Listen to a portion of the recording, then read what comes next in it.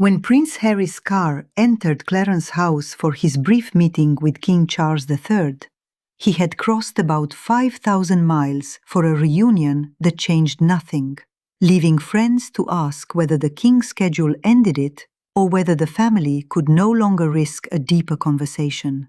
If this account has been useful, subscribing costs nothing, and more stories like this one are queued. The bell notification means you will see them. At 2:42 p.m. on the 6th of February 2024, Prince Harry's black car passed through the gates of Clarence House. The time mattered. It placed his arrival inside a royal schedule already moving toward its next fixed appointment.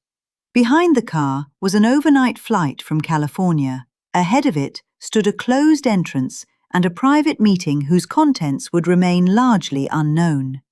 The journey had begun after King Charles III publicly announced his cancer diagnosis the previous day. Harry's response was immediate enough to be visible.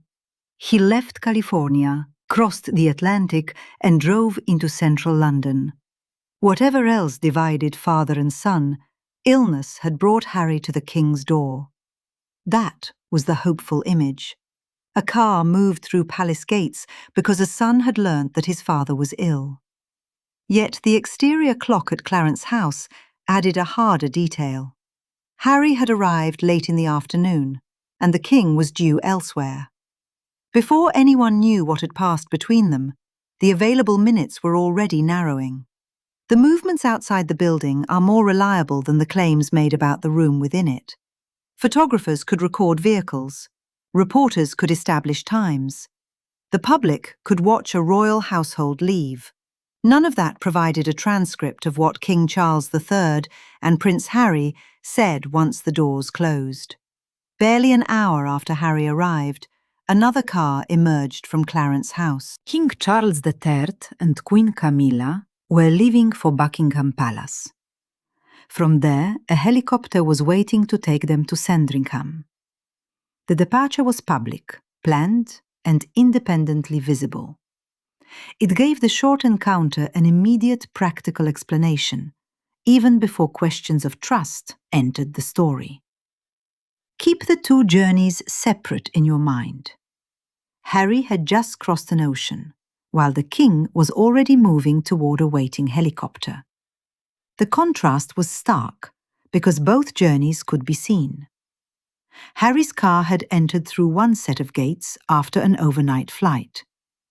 The King and Queen Camilla then drove out toward another palace, another vehicle, and another destination.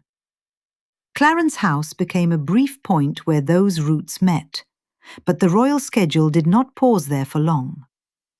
The waiting helicopter also set a limit on responsible interpretation. It showed that King Charles III had a genuine onward journey. It did not show whether he wanted more time with Harry. A timetable can explain why a meeting ended when it did. It cannot, by itself, reveal what either man felt as the car pulled away. British reporting placed the private father and son conversation at roughly 30 minutes. That estimate is shorter than the full period between Harry's arrival and the royal departure, because arrivals, greetings, and preparations take time. It is the best public measure of the encounter, but it is still a measure from outside the room. Concern, courtesy, and departure all fit the known timeline. Harry had travelled after the cancer announcement. Charles received him at Clarence House. The king then left with Queen Camilla for his scheduled journey. Beyond that, no reliable public account establishes the words exchanged behind the doors. That boundary matters. Friends, aides, and royal insiders could later offer interpretations, but the confirmed record did not contain a quotation from the meeting. There was no jointly issued account describing a breakthrough. There was no public indication that the deeper family disputes had even been opened. The silence did not prove hostility, though it left ample space for competing briefings to fill. The question is not whether the meeting was short. The clock establishes that. The question is why 30 minutes was all this relationship could hold. Harry had travelled about 5,000 miles to reach Clarence House. The distance is roughly the width of the Atlantic world that now separated his home in California from the centre of royal life in London. A journey of that scale can make a brief meeting appear colder than it was. It can also make an ordinary scheduling conflict look like a verdict. There was another measure of distance. This was Harry's first private meeting with his father in 16 months. That gap carried more weight than the afternoon timetable because it showed how rare direct access had become. Father and son were no longer people who could easily continue a difficult conversation the next evening. Each encounter had to survive travel, security, diaries, and intense public attention before it could even begin. The visible schedule may therefore have told the whole practical story. King Charles III had another destination, and Harry arrived within the limited window available. But the same timeline raised a more uncomfortable possibility. If father and son had been speaking freely and often, would one half-hour meeting have attracted such scrutiny in the first place? That possibility must remain an interpretation rather than a fact. Nothing photographed outside Clarence House proves that trust ended the conversation. Still, the rarity of the meeting made trust impossible to ignore. The car at the gates was carrying years of public dispute into a household built around privacy. The earlier relationship had once produced a very different public image. At Harry and Meghan's wedding in 2018, King Charles III walked Meghan partway down the aisle. The moment was documented in full view of the congregation and the cameras. Charles stepped forward at a family occasion when Meghan's own father was absent, offering support through an action the world could plainly see. That walk matters because it prevents the later conflict from becoming a simple tale of permanent rejection. Charles had attended the wedding as both the future king and Harry's father. His place beside Meghan conveyed welcome at a moment of enormous public attention. Whatever strain followed, the record contains evidence of familial care as well as institutional distance. The image also captured the double role that would complicate every later encounter. Charles belonged to the family gathered for the marriage, but he also represented the monarchy surrounding it. Private affection and public duty occupied the same aisle. They did not necessarily pull in opposite directions that day. Later, they would become much harder to separate. In 2020, Prince Harry and Meghan, Duchess of Sussex, stepped back as working royals. The decision changed more than their duties. It moved the couple outside the daily structure that had previously organized contact, accommodation, and security. Family relationships remained, but the institutional framework around those relationships was no longer settled. The dispute then entered public view through a series of major disclosures.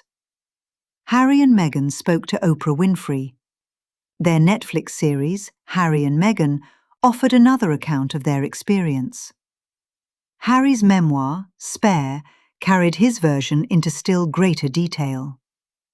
Questions involving security, press briefings, and palace conduct were no longer contained within private conversations or correspondence. Each appearance reached a global audience that gave Harry and Meghan a direct way to describe grievances they believed had not been properly heard. It also meant that relatives and palace staff knew private discussions might later be examined through interviews, episodes, books, and newspaper reports. This is not proof that any particular meeting was refused for that reason. It is the public setting in which later contact had to take place. The monarchy depends heavily on discretion. Its family members live in public, but much of its internal operation relies on conversations staying inside palace walls. Advice passes through private secretaries. Diaries are coordinated by staff. Personal disagreements are usually managed without an agreed public record. Once competing accounts appear in worldwide media, even an ordinary family exchange carries institutional risk. That collision made reconciliation unusually difficult. Personal affection could survive anger, distance, and embarrassment. An institution has a different concern. It asks who may repeat a conversation, how it will be described, and whether one private remark might become the next public dispute. Reporting around the Sussexes repeatedly returned to that question of trust, though only those involved could know how heavily it shaped individual decisions. Harry faced the reverse problem. If he believed private approaches had failed, public disclosure could appear to be the only way to make his case. Yet each disclosure could make another private approach more guarded. The result was a closed circuit. The family's demand for discretion limited what could be acknowledged, while Harry's public account made discretion harder to restore. Clarence House placed that conflict inside a single afternoon. The known facts were spare. Harry came after the cancer diagnosis. Charles admitted him. Roughly 30 minutes were available for their private conversation. Then King Charles III and Queen Camilla continued toward Buckingham Palace and the helicopter bound for Sandringham. Everything beyond those movements required care. A short meeting could be kind but constrained. It could be formal. It could avoid the subjects most likely to cause another rupture. Friends might interpret Harry's flight as proof of willingness, while royal insiders might point to the king's programme and the need for caution. None of those readings supplied the missing words. The absence of a shared account was itself revealing, though not in the way headlines often suggested. It did not establish that the meeting had gone badly. It showed that father and son still lacked a public language for describing contact without renewing the dispute. Even the simplest event, a son visiting an ill parent, arrived surrounded by questions about access, timing, and disclosure. By then, access had also become a practical problem. In 2023, the Sussexes were asked to leave Frogmore Cottage. The property had provided their remaining British home. Once it was gone, a visit to Britain required a different arrangement for where Harry and his family could stay. Frogmore Cottage was more than a building in the royal grounds, but its concrete function was simple. It gave the Sussexes a base. Its gates, rooms, and location allowed a family visit to take place within an established royal setting. Losing it removed that certainty. Future journeys now began with an accommodation question that had previously been answered. The change also narrowed the distinction between returning home and visiting from abroad.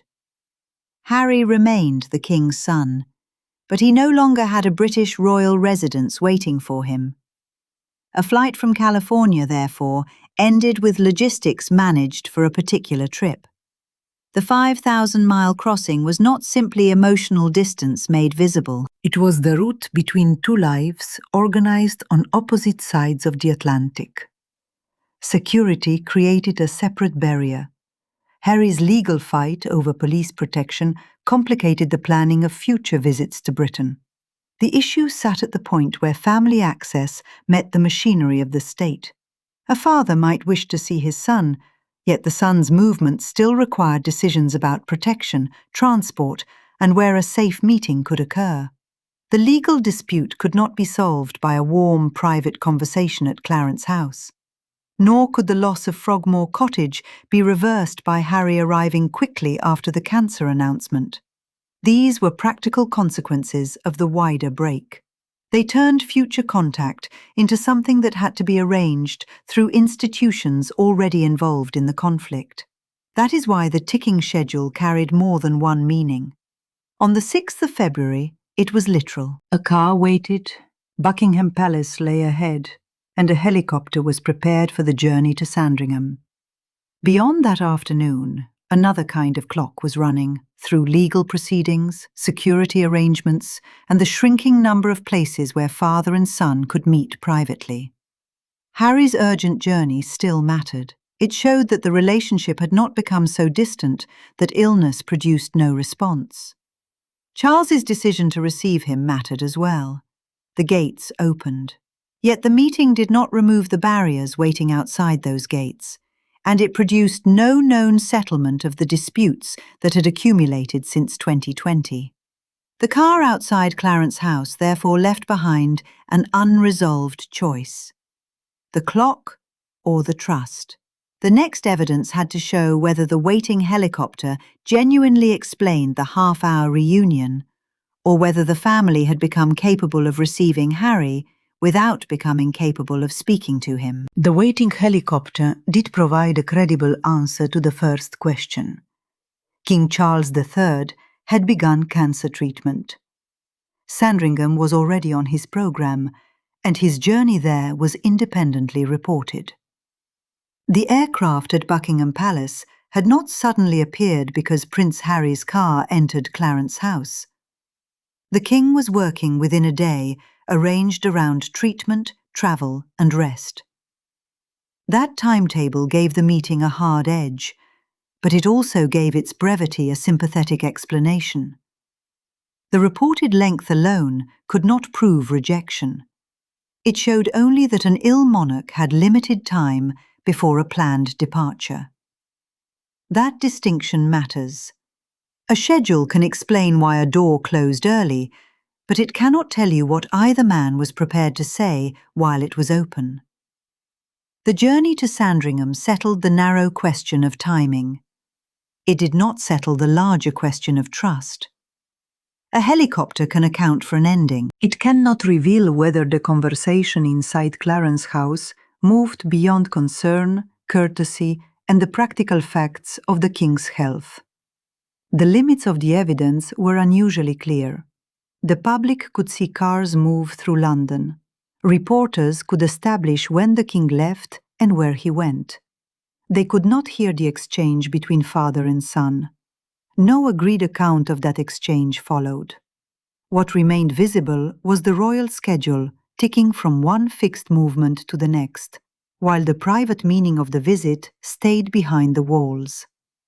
Harry offered his own interpretation 9 days later. Speaking on ABC's Good Morning America, he said that he loved his family and believed illness could have a reunifying effect. The wording mattered because it expressed hope rather than announcing a result. He described what illness could do.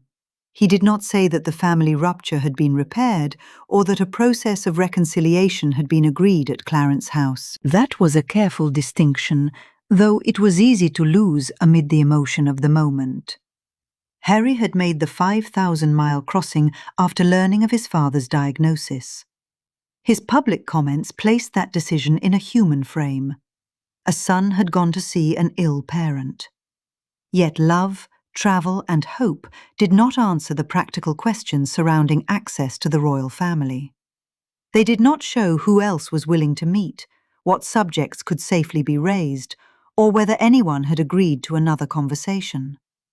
The phrase about illness carrying a reunifying effect also looked towards the future. It allowed for the possibility that concern for Charles might soften positions built up over several years. But a possibility is not a family arrangement. There was no public sign of a shared plan, no joint statement from father and son, and no indication that the brief audience had created a direct route for whatever needed to happen next. Harry had stated his belief. The institution had stated nothing about reconciliation. Watch what happened outside that father and son meeting, because the missing appointment carried more weight than another carefully worded statement. Prince William did not meet Harry. Sources close to William told British newspapers that there were no plans for contact. A friend of Harry gave the other side of the narrow claim, saying that Harry would have accepted a meeting if one had been offered. Those accounts did not describe a failed conversation between the brothers. They described the absence of one. That is important. There was no reported scene in which Harry and William entered a room, argued, and walked away. The distance appeared earlier, at the point where an appointment might have been made. One network of sources said no contact had been planned. Another said an offer would have been accepted. Neither account produced the offer itself. William's absence changed the scale of what the February journey could achieve. Charles could receive his younger son as a father facing illness and as the head of the monarchy. William occupied a different place in the dispute. He was Harry's brother, the heir to the throne, and a central figure in the family relationship described publicly by Harry. Any wider repair would eventually have required more than access to Clarence House. It would have required another person to enter the process. There was still a short window in which that might have happened. Harry remained in Britain after the audience with Charles, and the question was whether another royal encounter would appear before his departure. A meeting did not need a grand setting or a palace announcement to matter. Even private contact with William, confirmed after the fact, would have suggested that the urgent trip had opened more than one door. No such encounter emerged. Harry left Britain the following day without another royal engagement. The February visit had therefore produced one confirmed point of contact. Father and son had met during the king's treatment. It had produced no contact between the brothers and no wider family setting in which the dispute could be discussed. The open window closed with Harry's departure. That outcome gave Harry's television comments a sharper limit. His hope that illness might draw relatives together remained his stated view, but the movements around the visit showed no broader gathering. The institution had accommodated an audience with Charles inside an existing program. It had not created a second appointment. Whatever warmth or strain existed in private, the public result could be measured in a single completed meeting and an otherwise empty diary. The difference between willingness and arrangement now became central. A friend could say that Harry would have met William. Sources close to William could say there had been no plan. Both claims could be accurate within their own frames, because being willing to accept an invitation is not the same as making one, receiving one, or agreeing on its terms. The family's problem increasingly appeared in that gap. Intentions were reported. Contact did not follow. Messages were also traveling along separate routes. Harry's position reached newspapers through a friend. William's position reached them through sources said to be close to him. The public was left to place those statements beside photographs of the brothers at earlier royal appearances and infer how far apart they now stood. There was no shared wording, no jointly accepted sequence, and no direct account from both men. The machinery around the family was speaking more clearly than the family itself. February could still have marked a beginning. A single meeting during a medical crisis was never likely to settle disputes that involved several people and the institution around them. The fair test was what followed. If Clarence House had opened a continuing channel, another visit might show it. If it had been only an urgent exception, the next attempt would again depend on diaries, staff, and statements. That test came in May 2024. Harry returned to Britain for an Invictus Games anniversary service at St. Paul's Cathedral. The event had its own purpose and public significance, but his presence in London created a second, visible opportunity. He and Charles were again in the same country. This time there was no overnight dash prompted by a newly announced diagnosis. The question was whether the February audience had made a later meeting easier to arrange. The Invictus Games carried a personal connection to Harry that was separate from his royal role. The anniversary service placed him in a formal public setting, surrounded by the kind of ceremony Britain still associated with the royal family. Yet the important test lay away from the cathedral. A continuing channel to Charles would have appeared in something much simpler: time, placed in 2 diaries, a car sent to an agreed entrance, and a private conversation that did not need to become a public performance. Harry's spokesperson supplied the answer. A meeting with Charles would not be possible because of the King's full programme. The statement added that Harry hoped to see him soon. Its wording acknowledged the missed opportunity while leaving the future open. It did not claim that Charles had personally rejected Harry, nor did it say that father and son had directly compared their schedules and failed to find a workable hour. Notice who is speaking now. The request, the explanation, and the disappointment all reach the public through intermediaries. The announcement came from Harry's spokesperson. The reason concerned the King's diary. The note of continued hope was attached to the same public wording. Once again, the viewer could see the explanation, but not the exchange that produced it. That distinction protected the account from an easy conclusion. A full program is a practical fact, especially for a monarch receiving cancer treatment. It can restrict when meetings occur and how long duties last. But because the explanation came through a representative, it did not reveal whether Charles had considered another time, whether aides had discussed alternatives, or whether a private meeting had reached the stage of a direct request. The public statement described the outcome. It did not provide the negotiation behind it. Charles attended other scheduled duties during that week. Those appearances naturally drew attention because they showed him carrying out engagements while Harry was in Britain. Yet an existing public duty was not proof that a private appointment could simply be inserted beside it. Royal programs involve travel, preparation, and medical limits that are not visible in a photograph.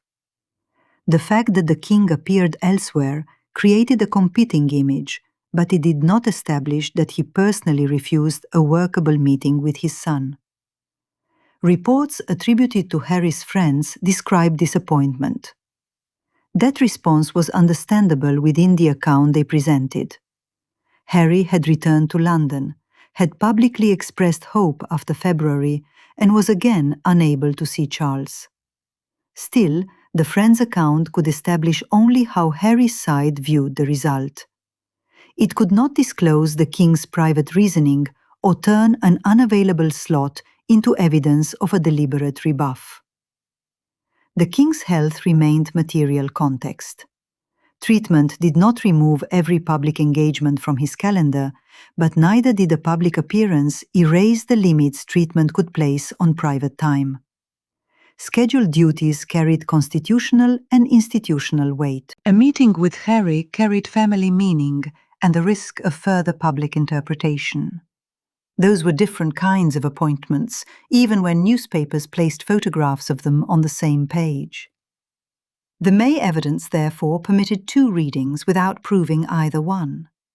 From Harry's side, a second missed meeting could look like another chance lost after the promise of February. From the palace side, the king had a fixed programme shaped by work and health. The available facts showed that no meeting occurred. They did not show Charles privately saying that he would never receive Harry, or Harry refusing an alternative that had been offered. What February had created was access under exceptional conditions. A cancer diagnosis had prompted immediate travel and a short audience before Sandringham. May asked whether access had become routine enough to survive ordinary royal scheduling.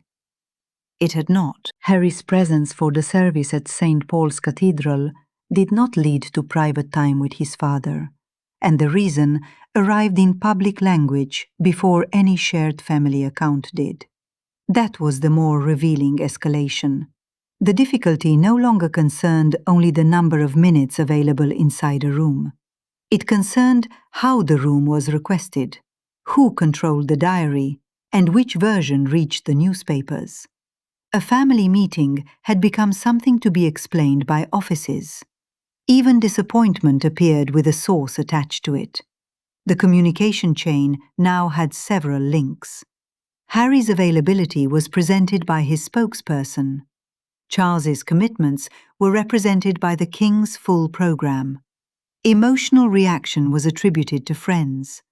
Palace context came through aides and newspaper sources.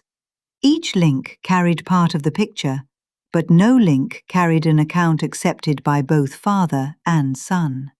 That left the public judging private intent from official movements. A cathedral service showed where Harry would be.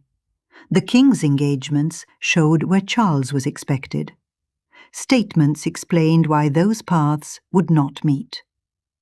The evidence was concrete enough to confirm distance, yet too limited to assign a private motive.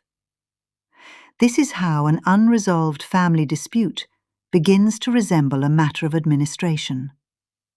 Names are entered in diaries, routes are checked, and the absence of an appointment becomes the event. The comparison with February was hard to miss, but it had to be made carefully.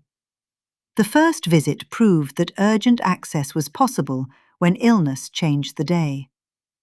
The later visit showed that this access had not become a dependable channel.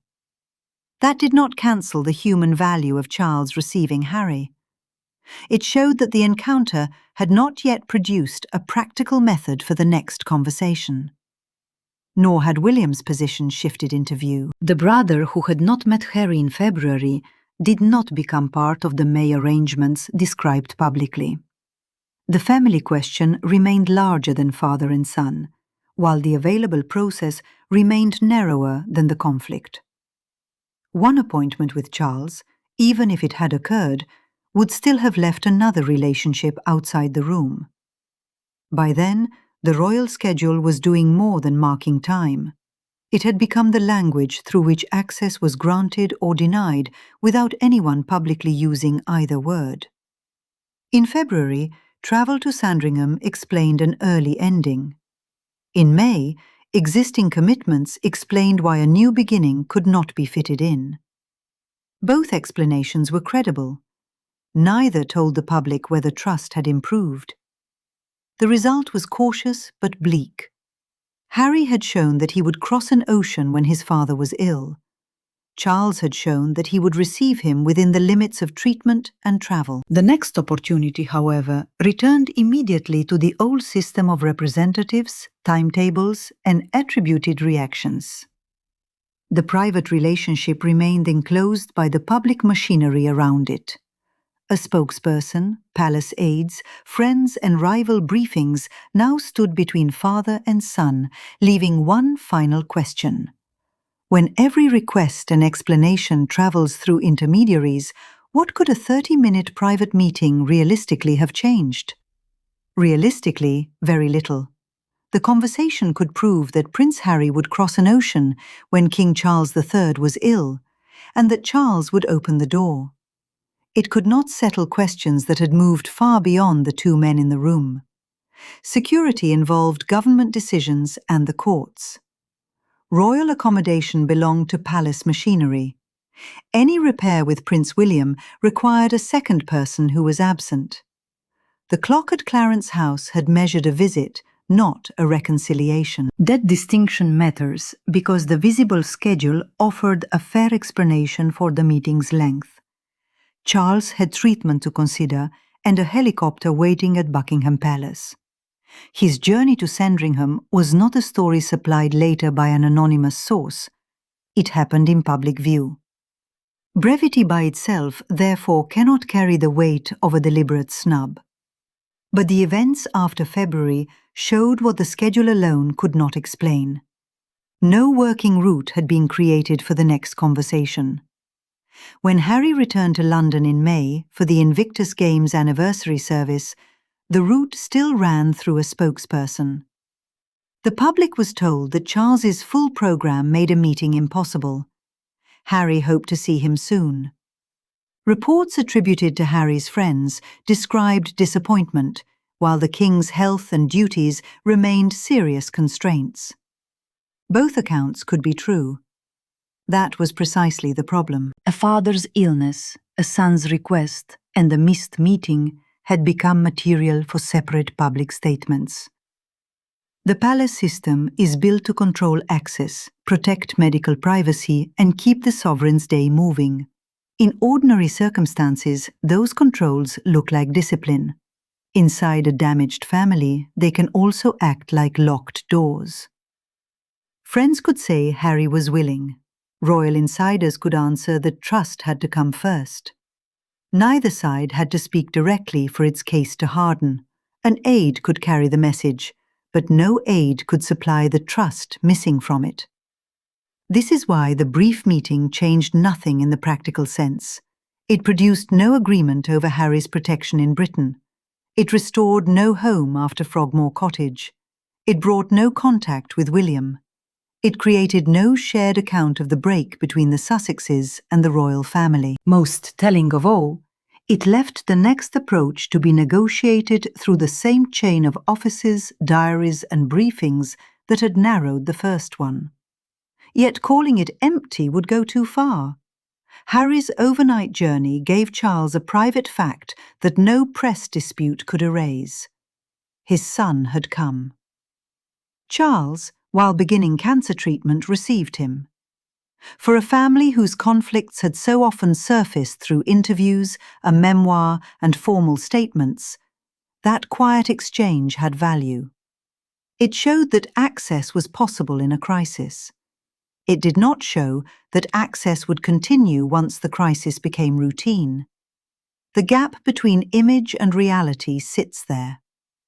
From the pavement, Clarence House looked like the place where a royal family might close ranks.